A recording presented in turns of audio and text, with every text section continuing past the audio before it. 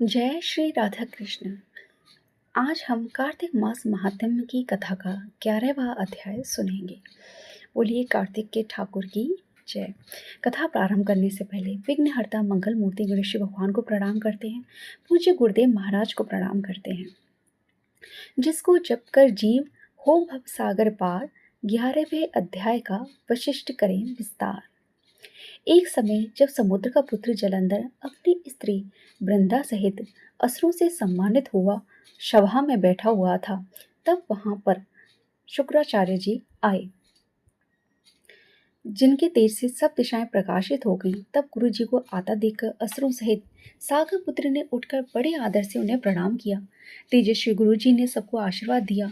फिर उनको एक दिव्य आसन पर बिठाकर सब दैत्य भी यथास्थान पर बैठ गए और सागर पुत्र से नम्रता से प्रश्न किया, हे गुरु जी, राहु का सिर किसने काटा था, आप हमें यह बताएं। इस पर श्री शुक्राचार्य जी ने विरोचन पुत्र हिरण्यकश्यप और उसके धर्मात्मा पौत्र का परिचय देकर देवताओं और असुरों द्वारा समुद्र मंथन की संक्षेप में सारी कथा कहकर सुनाई। जब समुद्र में से अमृत निकला था, उस समय देवरूप बनकर राहु भी अमृत पीने बैठ गया। इस पर इंद्र के पक्षपाती भगवान विष्णु ने राहु का सिर काट डाला। यह सुनने के साथ ही जलंधर के नेत्र क्रोध से लाल हो गए। फिर अपने धस्म नामक दूत को बुलाकर गुरु का कहा हुआ सब वृतांत सुनाया और आज्ञा दी कि तुम शीघ्र ही इंद्रपुरी में जाकर इंद्र के को मेरी शरण में लाओ।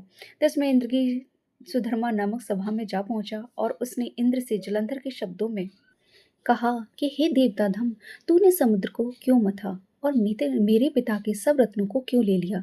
ऐसा करके तूने अच्छा नहीं किया है। यदि तू अपना भला चाहता है तो इन सब रत्नों सहित देवताओं के साथ मेरी शरण में आ, अन्यथा मैं सत्य कहता हूँ कि तेरा राज्य ध्वंस कर दूंगा। इंद्र यह सुनकर बहुत विस्मित हुआ और कहने लगा, पहले सागर ने मेरे भय से सब पर्वतों को अपनी कुक्षी में क्यों स्थान दिया, मेरे शत्रु दैत्यों को क्यों रक्षा की। इसी कारण से मैंने उनके सब रत्न हरण किए हैं। मैं सत्य कहता हूँ कि मेरा द्रोही सुखी नहीं रह सकता। इंद्र की यह बात सुनकर वह दूत जलंधर के पास आया और सब बातें उसे कह सुनाई, जिन्हें सुनते जलंधर क्रोध के मारे अपने होठों को काटने लगा और देवताओं को जीतने के लिए उसने प्रयास आरंभ किया। फिर तो सब दिशाओं तथा पाताल से करोड़ों दैत्य उसके पास आ पहुंच गए।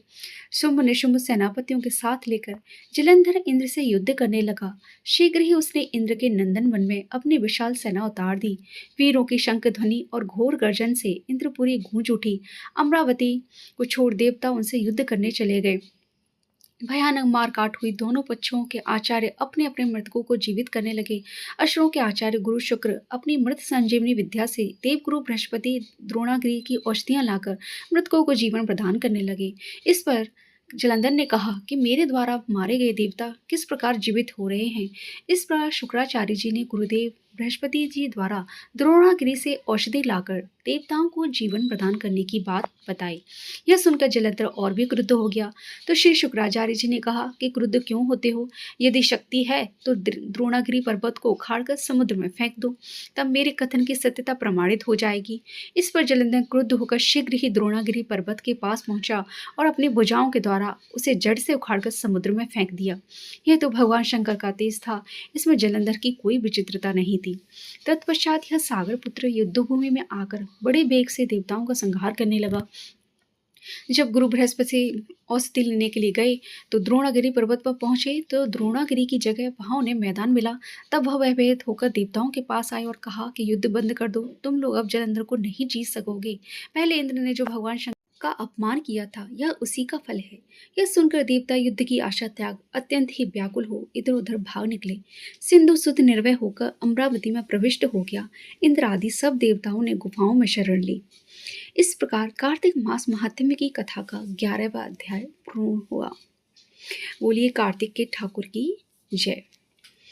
भक्तों, अगर ये कथा आपको पसंद आई है तो प्लीज़ इस वीडियो को लाइक कर दीजिए और ज़्यादा से ज़्यादा इस कहानी को शेयर कीजिए। यदि चैनल पर पहली बार आए हैं तो प्लीज़ चैनल को सब्सक्राइब कर दीजिए। आप सबने इस वीडियो को पूरा देखा, इस कथा को पूरा सुना, इसके लिए आप सबका बहुत बहुत धन्यवाद। बोले राधा कृष्ण की जय।